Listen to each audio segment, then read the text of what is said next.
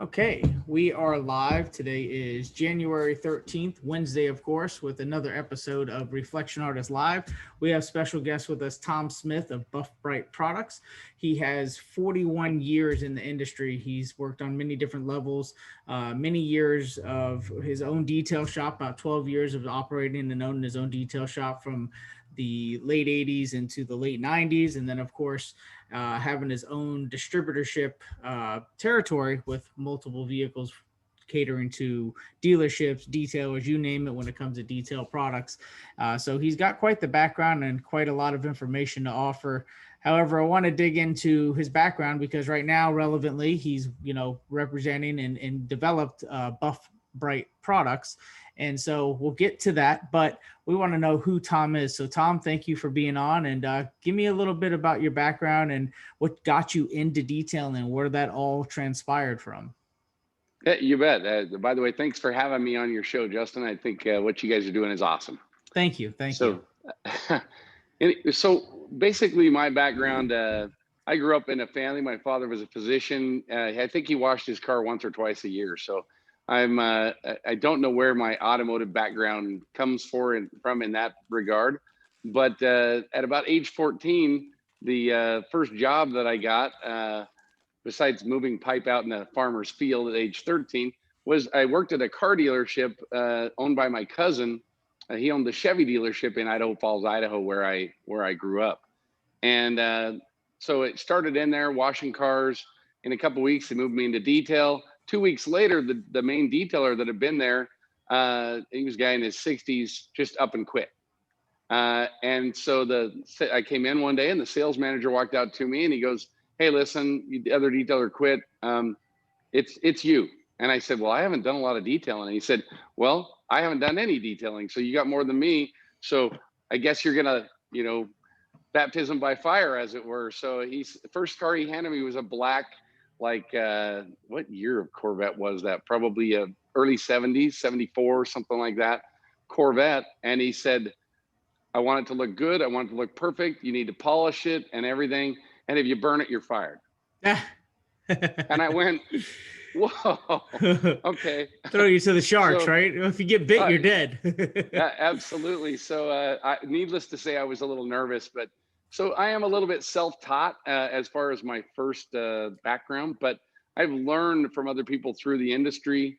I worked for them for a couple summers. I went to work for another dealership, put myself through college. And then my wife and I decided our most flexible schedule we could have was to run our own detail business and go to school. So I was getting up at 4 a.m, catching the bus, riding down to Idaho State University to take classes in hospital administration, which was what I was going into, and cleaning cars. We'd get home, clean cars till about 7, 8 at night, study, go to bed by 11, and get up at 4 in the morning to catch the bus again. So it was a crazy, hectic schedule, but it was a schedule that it's the only schedule that would work for what we were doing. Another job would have been hard to do, but we fell in love with the detail business.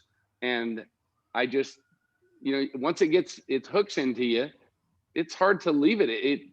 I'm the therapeutic type of guy that when I need to relax, I'll go out in my car or out in my garage and I'll start waxing my car, even if it doesn't need it, or I'll start, heading around it with some type of product to dust it off and clean the windows. It's very therapeutic for me. And I'm sure a lot of the detailers out there can understand that.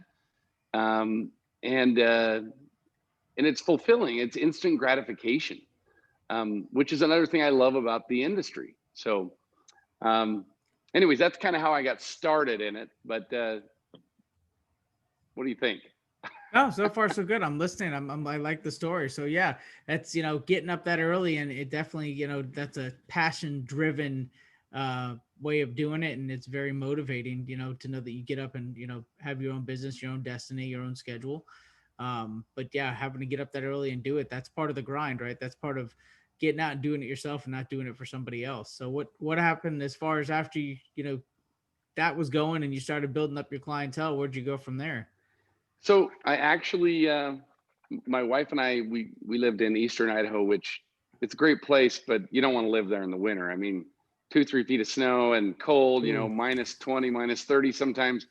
It's not my favorite. It's a nice place to be from, not actually live in. So we took a trip to Boise, Idaho, and we left about 3 feet of snow, got over here, and the grass was almost green and the temperature was nice. And we fell in love with Boise, Idaho.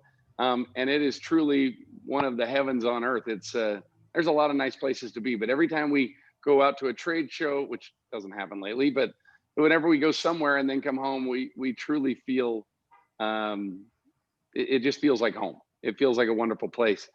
But so we visited Boise. I finished my degree and decided, you know what? I don't know if that's what I want to do. And I know a lot of guys have done that, but I said, I don't know at the end of the day if that brings me joy. And I knew that I loved the auto detail industry. So we came over here and we opened up a shop, and a much bigger shop. It was 5,000 square foot shop. And we said, we're either going to go for this all the way or we're not. So we opened up a place called Bumper to Bumper Auto Detailing. And that was in 89, I think it was, or 88, right around in there. And we just started to work, hired a couple of employees. After 6 months, we were pretty buried. We had all the work that we could do. Back then, just to give you an idea, we did a lot of dealer work, which is how a lot of detailers start. And it's a great way to hone your skill, but it's not a great way to make a lot of money. At the time, we were getting $55 out of a detail. And oh my goodness. Isn't that crazy? Yeah, that's when things, that's when you weren't getting paid a whole lot to do a whole lot of work. No, but you know, back then supplies were definitely a little less, and raw materials, I'm sure, for everybody was less. Your average detailer, I mean, minimum wage was $3.10. So we've come a long way since then. Oh yeah. Oh yeah. And so has the industry. I mean, back then, the only thing we had to use when I started detailing was wool pads. That's all we had. And learning how to buff a black car, and be swirl free was a bit of a conundrum. It was really, there was an absolute skill level involved to be able to polish cars. We didn't even have foam pads. So it was the least aggressive pad we really had was a lamb's wool polishing pad. And I still own one to this day. They're kind of an interesting pad, but that's all we had. So you really had to hone what you do. So I have grown up and cut my teeth on rotary, and I think it's still an amazing medium to use for the detail field, that a lot of guys are missing some of their best work. You know, and I know I've talked to guys like Rennie before, and Jason Rose, all of us guys who have spent years in the industry and spent all that time with rotary. Don't get me wrong, I don't want to go back to just rotary. No, thank you. That's not a path I want to go down. But I am so glad that I have that intensive skill in rotary, and I love to teach it to people. So if anybody ever wants to know, contact me. I would love to talk to you or go to your event. If you want to learn rotary, I want to teach it. So anyways, so we started that shop, got busy, did well. In 91, I was having a trouble with my local distributor, and I couldn't get product, and he was constantly jacking prices around on me, and it was really frustrating. Such a pain in the ass. Oh, we did not have e-commerce back then. I couldn't get on and go to somebody's website and say, okay, I can't do this. No, so I said, someone would have been ahead of the game if they were set up like that. I know. Back then. Well, in 91, I didn't know the internet even was going to exist. It's dial up. I didn't have a cell phone yet. Yeah, they weren't really around. So our world. I mean, I think of what my kids have grown up in right now. It's crazy. So, anyways, there's a lot of stories and war stories from the good old days in detail that are really fun to look back on. But once again, I wouldn't trade them for the technology in product and the technology in equipment and everything that I would not trade it. at all, because where this industry is coming, especially the last 10 years, blows my mind. When I got my first dual action, Rupes legacy tool, I got the Levi Gates at the rag company, and the first ones that were ordered in the state of Idaho were from me, and I ordered them. I think it was Kevin Brown at the time, Buff Daddy, who's, once again, he's fun to talk war stories with. And if you ever want to pick a guy's brain on polishing and paint correction, he is the mecca of understanding. He has a third eye, I like to call it, where he can visualize. He has an eye under the pad where he can visualize what's going on with that compound and that pad in his mind. And I've got like a 2.5 eye. Compared to him, I can kind of do what he does, but he's magic. So if you ever get a chance to meet Kevin, you don't want to miss it. He's a genius. But yeah, he is. So I just, it's been fun to watch that happen. And since the Rupes product and the Flex dual actions and these have come out, it has improved our quality in this arena so much more. And I can hand, for the most part, you can hand a dual action polisher to someone who has never used one, and they can get pretty amazing results. If I'd have handed somebody a rotary polisher, all they do is destroy their car. So it's nice to have that out there these days. So we started, I got frustrated with my distributor pricing and all that stuff. So I started to look for options, and I found an option, and I'm not going to name names, but some of the companies I've dealt with, everybody's going to know that we distributed for, and just phenomenal companies, and just really family oriented, good companies. And I enjoyed in my distribution business taking the service that I wished I'd had and giving it to every single one of my customers. I loved my customers. They were literally my best friends. I would go out and see them every week. I would talk to them about their families. I would talk to them about their struggles. I would talk to them and teach them. If it would have been for me about money and turning a dollar all the time, I wouldn't have done it. There's no joy in that. For me, it's about building relationships and building a community. And that's what I've loved about this business, and, so you were still love to this balancing day. your shop that you were running and doing the distribution once you had Did that in with that distributor. I'm pretty good at juggling. You should see me. Yeah, I was balancing a shop that was doing, high production shop, and at first I hired guys to run the distribution business. That didn't work well for me, so I got out on the truck myself and fell in love with doing that, and hired someone to run the shop. But 5 years later, had somebody make an offer on the shop, and I sold the shop, and that worked out well for me. And then that's what I've done for the last 30 years, is that distribution business, from 91 until 6 months ago. And I sold it to some great guys that have great business sense and a lot more time than I had. And they're big car enthusiasts, and they're loving doing it. And my son still works for them and loves the business too. So, very nice. But yeah, and I originally thought he was going to buy it from me, but it's sometimes I don't know. It's in a way I'm glad he didn't, because sometimes working with family can be complicated, and I love him to death. We love to golf and do, go shooting and stuff together, but I don't, but it makes it a little bit different when it's a boss employee relationship, and it can tax on, it changes the dynamics of things on both ends. Especially when you got a wife involved of his and a wife involved of mine. Women are the best thing in the world, but they bring a whole different dynamic. Yeah. So, so I did, I sold that 6 months ago, but it's been about 3 years since we started Buff Brite, and Buff Brite's been a real creative way for me to explore things I've thought about for the last 40 years at problem solving, and things that are tools that I kind of thought was missing from the industry. And I wanted to do some inventing. So now we've got 3 patents and we're working on 2 more. And Oh, we've got very more nice. products in the works. And we're just having so much fun. It shouldn't be legal.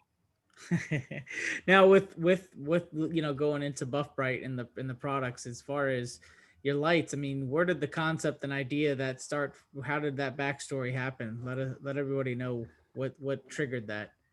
You bet. So I'm sure every detailer out there has been in a situation, whether you're mobile, whether you've got a set shop, or whether you're at a dealership. At some point, you've gone, man, I just can't see what I'm doing, especially on the side of a car. Most of us have top light.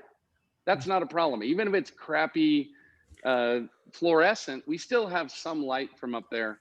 But the side of a car, which tends to get more scratches, is the hardest part to get light.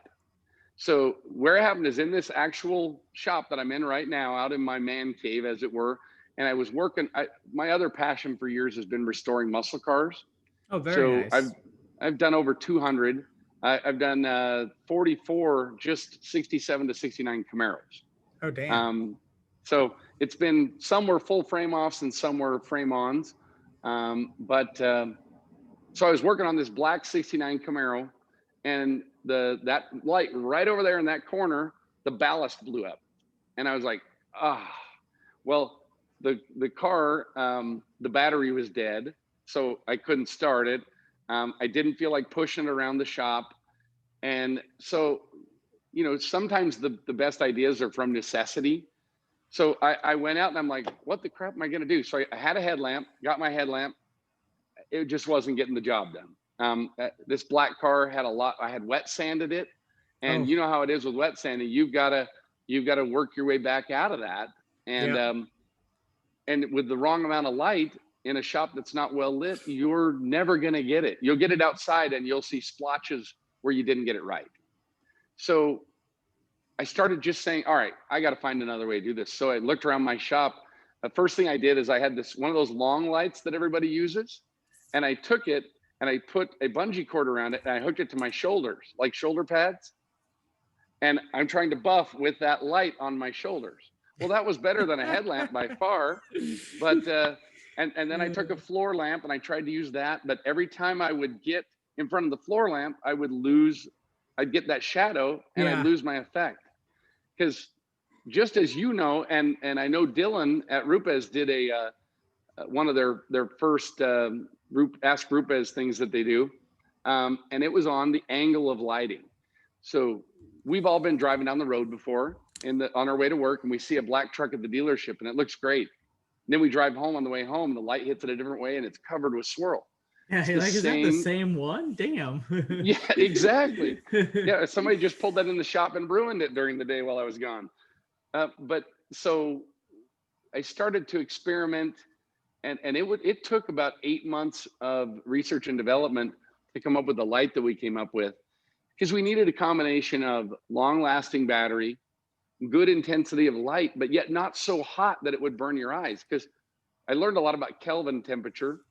And some Kelvins, like 4,500, really aren't enough, and they're too much on the yellow spectrum to kind of give you that true full spectrum light you need.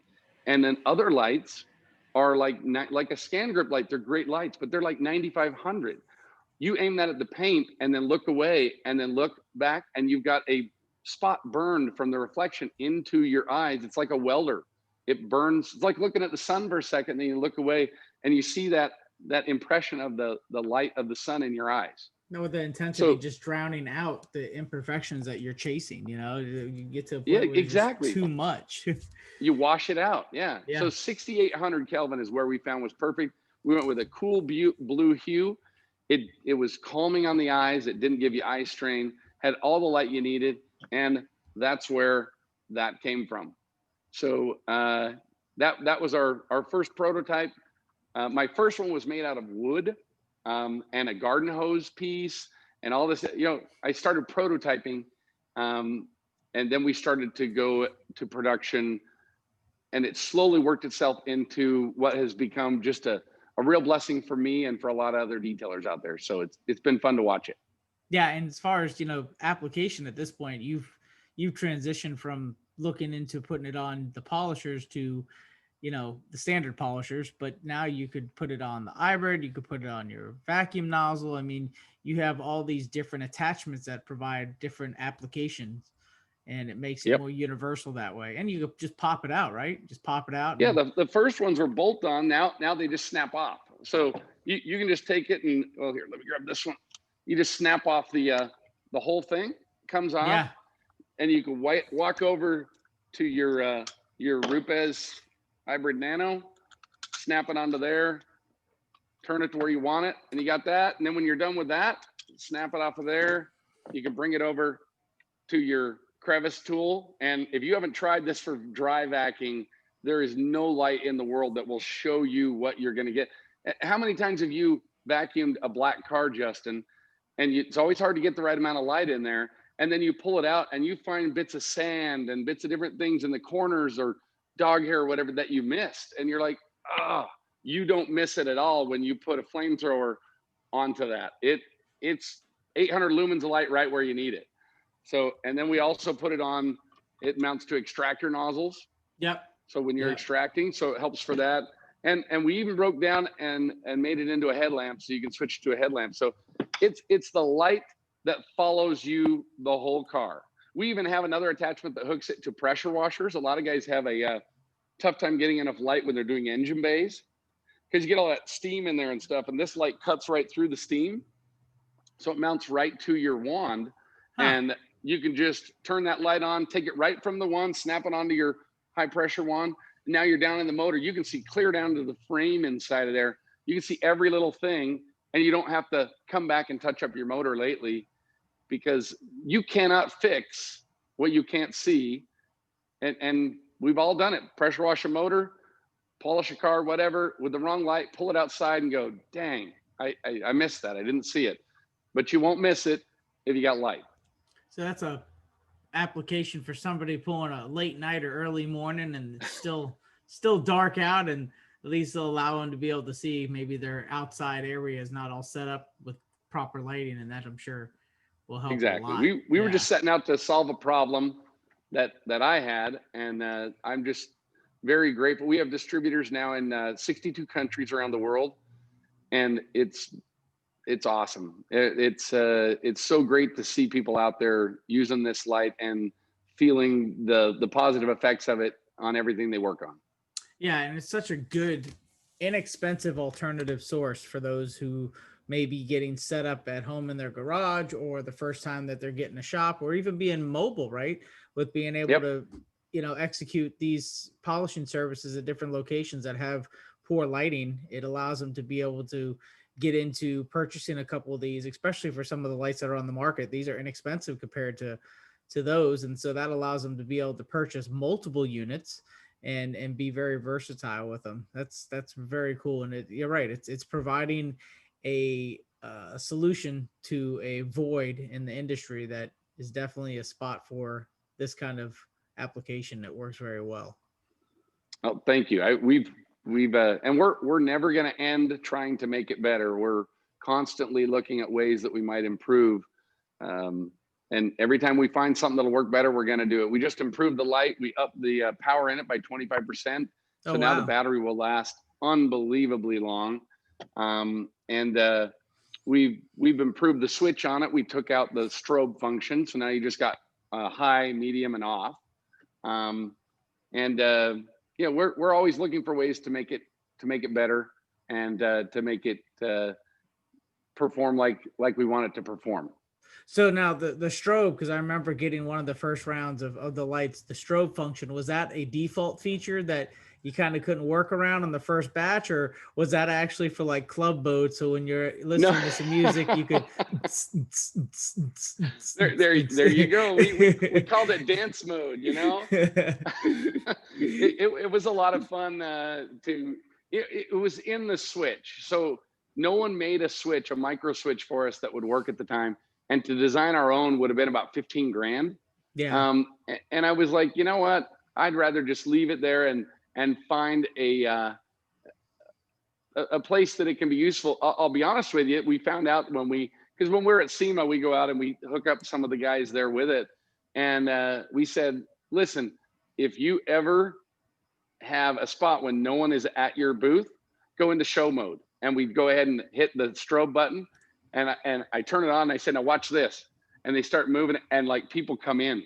It's like moths to a flame, you know? Yeah. And they're like, what is that?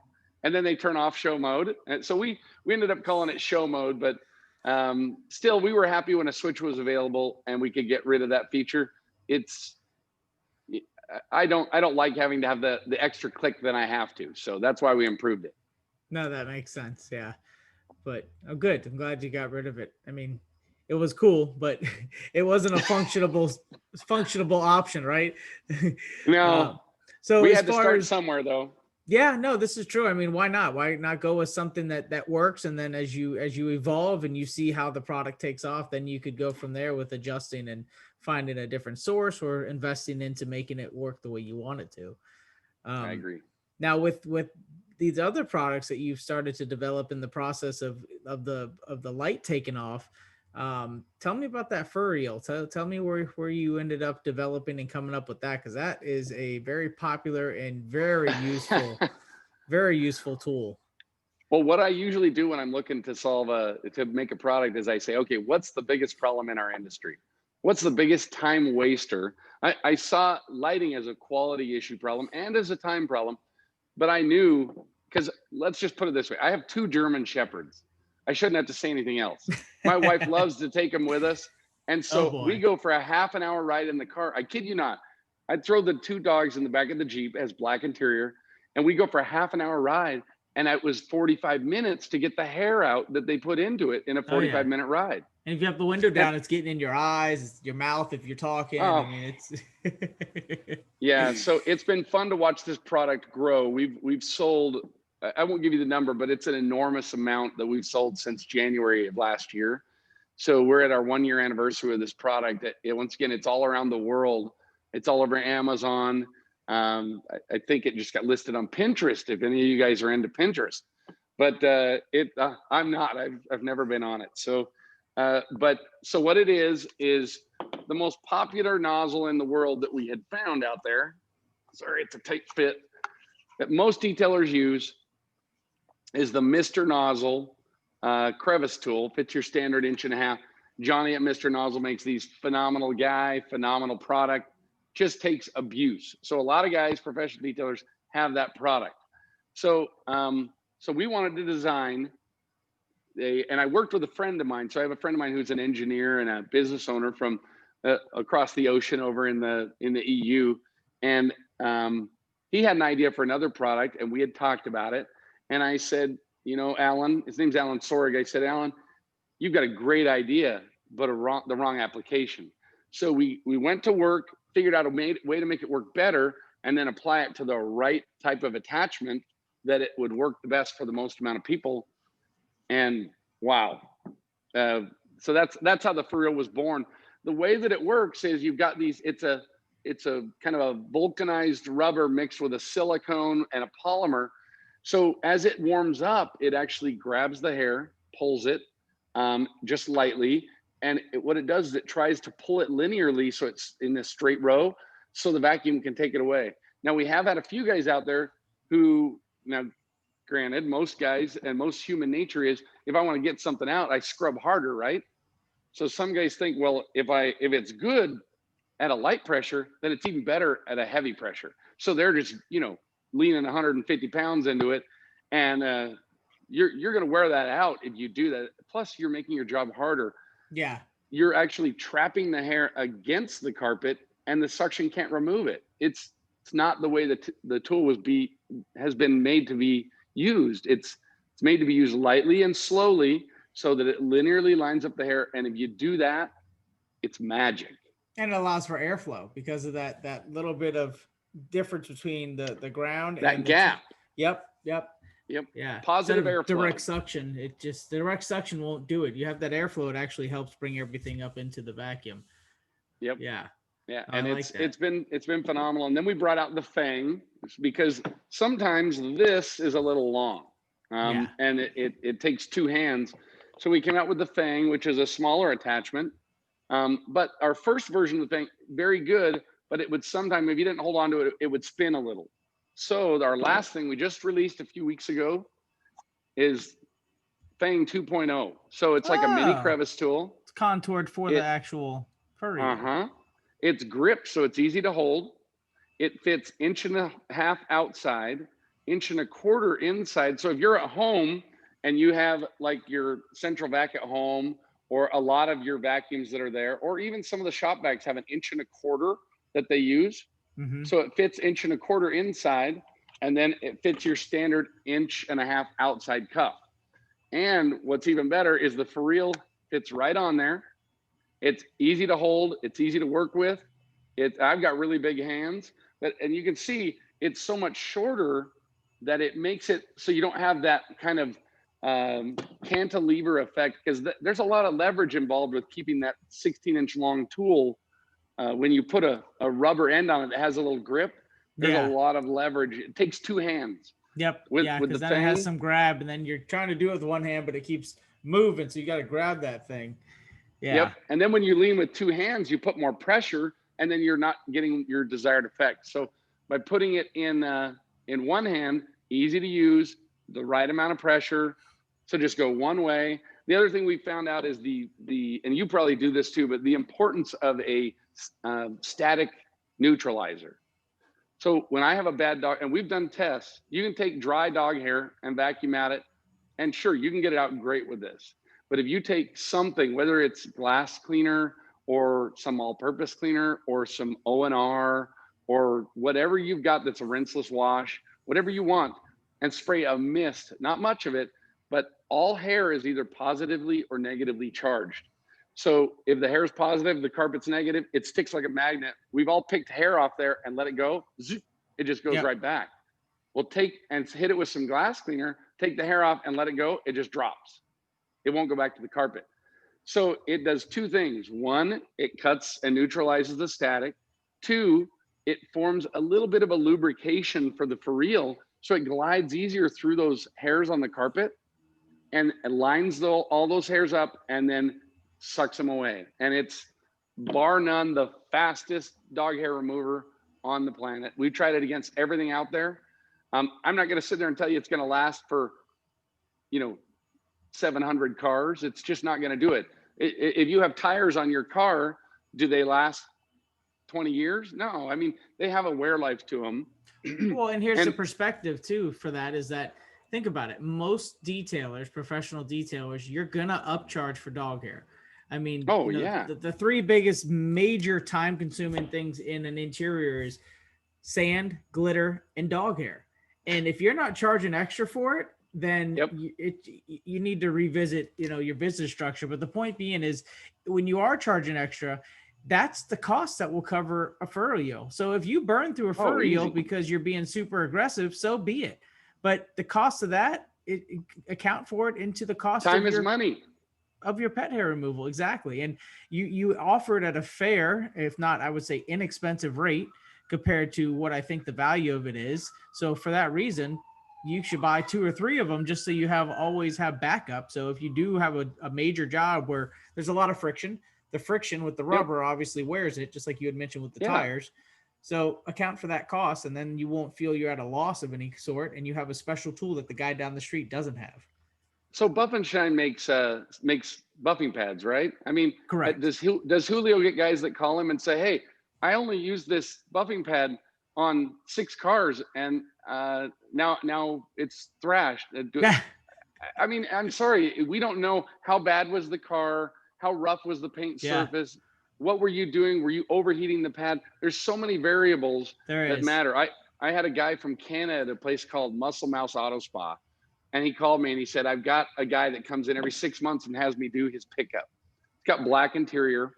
And he said, the last time I did his truck, he said it was almost 20 hours to vacuum the dog hair out. He has 3, I think they were Huskies.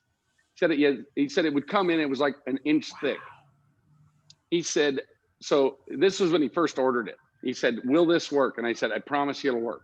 So he ordered our 6-pack kit, and he went ahead and brought that in. He called me about a month later after the appointment, and he said, "Holy crap, that same truck came in. It was just as bad as ever." He said, "It took me less than 2 hours." So 18 hours, he could have cared less whether or not it cost a little bit of money for the furr-eel. The fact that there's a tool out there that will take one of the biggest nightmares in the detail industry and take it so it's a fraction of the time it used to take you, of course it's going to have a cost. But if we made it out of hard plastic, it would just, sure, it would last, but it Become brittle wouldn't too. do the job. Yeah. We Especially have with to have some of these mobile effectiveness. units and the heat and the moisture, that plastic would probably become brittle compared to. And next month our new version comes out. It looks exactly the same, and I'm not going to tell you what's changed. You'll see it when it hits social media. But the new model looks the same. The compound's the same. It does the same, but it lasts 2 to 3 times as long. And when you see it, you'll understand why. You'll be like, "Oh my goodness, why didn't that idiot think of that before?" I don't know. Well, the biggest But you'll benefit love I personally like about that tool is, compared to the old pumice stones, that was really the only way that a rubber glove or the rubberized brush that you could use. But the pumice stone was always something that worked very well. The downside of that thing, though, is it would just fray the carpet up. It would take it from a low pile to just this frayed out carpet that would just look rough, like it was damaged. And also, if you hit it up against any plastic or side panels, you were scarring those panels permanently. There's, I'm sure, some in-house tricks that people perform to make to make it look better. But the point being is it damaged it. As to where this, you could bump up against all types of the surfaces, not a worry. You give it to an employee, not a worry at all. You give a pumice stone to an employee, you're basically having to be over their shoulder, or you're going to be replacing some interior parts, especially like on minivans where they have the plastic seat tracks and things like that. You're, oof. Yep. Well, and not only that, but so if you go on Amazon, you're going to pay a retail price for this. We run Amazon for the retail public. That is not the place detailers should go to buy this. Go to our site. You can buy it in a kit. If you buy our 12-pack, these things come down to like $7.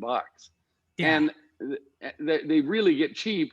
And so if you do it that way and you want to buy 12 of them and set yourself up for a while, a pumice stone is going to cost you more than $7. And it's a two-handed operation. It loads up the stone. It takes forever. I'm not beating up on anybody else's product. We just wanted to make a better animal. Yeah. So if you're a professional detailer and you're shopping on Amazon for this, don't get mad at me. I'm sorry that the price there is $19.99.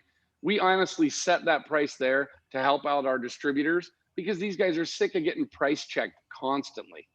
And so we set that price there so that they have a perceived retail value, so they can bring it to the guys and sell it to them for 12 or 14 bucks and not get price checked by Amazon. Yeah, no, that makes sense. And that's across the board for anything these days. Everything is right there, right at your fingertips with being able to be online and, all these different distributors. And especially with COVID, anything e-commerce or distributed online has gone through the roof in regards to supply and demand. So, and that's a whole nother ocean of competition in itself. And there's no guidelines for that, right? Anybody could get a product and resell it for whatever the heck they want, whether they're losing or gaining money. They just want to get it going and get it out there. And sometimes it's just a blind leader for marketing. Well, and it doesn't help that eBay, or excuse me, that Amazon takes such a big cut. They're a great company. You would not believe how much we sell one of these for 19 and Amazon's taken 7 of it. Oh, wow. It's great. Yeah. It's people don't appreciate how much convenience. Well, the convenience is costing them and costing the vendor who's trying to sell it to you through Amazon. It's a great thing, but it was never our business model. Our business model is to get this into the hands of the detailers and to get it there in a way that is economical. But please don't go to Amazon and think you're going to find the most economical version of it. That's for sure. Now with the furr-eel and the Buff Brite Light, that you're pretty much more of an inventor, going from just, detailer / distributor detailer to, now being more of an inventor and a really Problem solver. a problem solver, a pioneer for something new in the industry, which is cool. Whether it be one thing that you come up with or multiple things. I mean, you're on a roll is basically what it comes down to. You've come up with some things that provide solutions to those that it's very helpful as like you said, a problem solver. Is there anything else in the lineup that outside of your newer version of that furr-eel that you've got that you want to talk Yeah, about? we got another version that will be out probably middle of next month too. I'll just tell you, it's going to be called the Hammerhead. We'll basically, it's a bigger version of this. Gotcha. Okay. And it's something that was on the market before, but didn't really do much in the US. But my partner that I worked with over in the EU that is on the engineering side, it's something he had designed a while ago, but we're going to bring it in and reintroduce it to the US. And we've changed it a little bit and made it a little more user friendly. So we're going to release that. And then I got something else coming out more towards SEMA if we get to have that. But I can't say anything because we haven't gotten to the patent phase yet. So just wait. I think everybody's going to like it. And then we have another fun item that we're working on that you guys will be seeing pretty soon. We're working on the prototype and the proof of concept. And I know everybody's good. It's more of a fun thing, but you're going to start seeing it everywhere, all over social media. So you'll see that in the next little while. Justin, I'm a big. This industry has blessed me, not just financially. It has blessed me with friendships. It has blessed me with just knowledge and most of all, something that makes me jump out of bed and spring out of bed to go to work every day. It's something that is a passion for me. It's not something that is just something I'm doing this week to earn money. I love this industry. I love the community feel of it. I love everybody out there who is an influencer in it. They are great people. There is some great leaders in this industry. I mean, look at Rennie with you guys and what you guys do with the Detail Mafia. He was kind of an instigator there. Love or hate Rennie, whatever people feel, I don't care. He's just a good quality guy. And he's just a guy with good base morals and a guy with good family morals. And him and Diane are just, I can't say enough good about him. But that's the community feel that I like about this. So another thing I wanted to tell you about that we're doing, because I want to see this whole community grow, is I got with a friend of mine back in Virginia, West Virginia. His name's Jim, and he had an idea. He's been in the magazine industry for years, and he said, you know what? I'm kind of semi-retired now. I want to take what I've learned and put it into a passion for something that I am an enthusiast of. And he said, I want to start a detail magazine of sorts. And I said, well, I like the idea. And if you're serious and you're willing to really put your heart and soul into it, I'll do the same. Now, there's some other things out there that I love. There's some other periodicals, and they do a great job. But we're going to go mostly digital. It's going to be free to every detailer who wants to sign up for it. And it'll bring vendor information, new product information, all sorts of stuff to that newsletter. It's something you can read on your phone. You can read on your computer. We're going to send out, we're also going to set up a whole social media thing. So start with your before and after pictures, guys, because we want those before and after pics, and they're going to be worth products and prizes to you. So start taking them and saving them. We're going to release that. The name of the magazine is World of Shine. We've got lots of influencers that are going to do articles and things that you can read.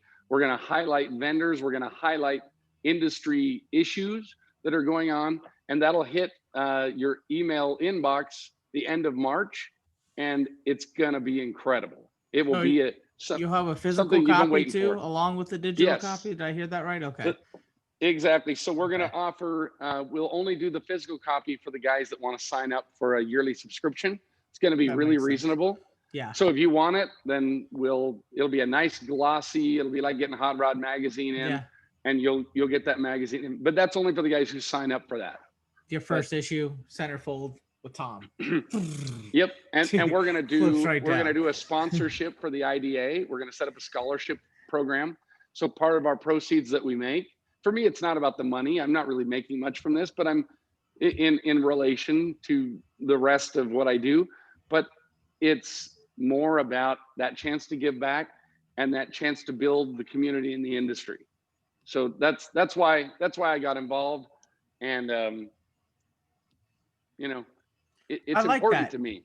It is, and it's important to a lot of people to hear that, because that shows that this, there's a lot of people that have their outlet for the revenue, but also have an outlet for be able to utilize things for charity, such as something like this, to where the scholarship idea is great, because there are, the select few that would be candidates for maybe having a rough year and can't pay their dues for their next membership, and that's where that contribution would go to somebody like that who'd be really truly in need. Obviously they'd have to fit some criteria. There'd be some Q&A Oh behind that yeah, just to validate. But of yeah, I course. think it would be a great idea, and it would be very helpful, especially for those who really want to be part of the industry and help build it. But that just might be financially struggling. So that's cool, because that may enlighten some other manufacturers to be involved at that level, but they see, you guys taking lead on it, and it, being successful, or just overall a great idea. Well, if it isn't giving back, then it's not worth giving any time to. That's just what I feel. You gotta, there's got to be an end result that does something for everybody involved, and that's what we're just trying to do. So all we would ask is that when you do see that on social media, get involved. Get us your emails so we can get your information out to you so you can see it. In these days when we don't have trade shows to go visit, and some people are worried about going to trade shows, Mm-hmm. this is an outlet that lets these vendors get in front of you and show you what they have and what they've been working on. Because these guys didn't just go to sleep when COVID hit. Every No. one of these manufacturers worked to build better products for you to use every day, but they aren't getting the chance to show you. So we're going to give you that chance to see it. So get behind it, enter our contest. We're not going to judge the contest. We're going to actually reach out to you guys as detailers, and we'll actually send out from our email list thing to like 50 guys and say, hey, here's these pictures. Would you please judge them from 10 to 1 and let us know? And then those will be featured in the magazine or the news article, the newsletter. And then we'll use that to judge the prizes. But it'll be put in there. If you want a hard copy of that because your picture and your shop made it in there, let us know and we'll sign you up for the year, and you can get that issue with your picture in it. I like that. That's very cool. That's a very good idea. Very good idea. So as far as now, Tom, with where we're at with time, what's the best way for somebody to reach out with you if they have interest in talking with you directly, or getting a hold of you for your products, such as a website, email, things of that nature? You bet. So I would gladly talk to anybody out there. Like I said, I want to be an asset to anybody out there in the industry, and let me teach you what I did wrong so that you don't have to do it wrong. Learn from my mistakes. But my direct number is on our website. If you just scroll to the bottom, push contact, you can get that there.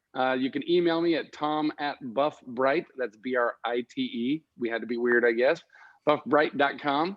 And you can just visit our website at buffbrite.com, and you can check out our products, and you can check out our videos.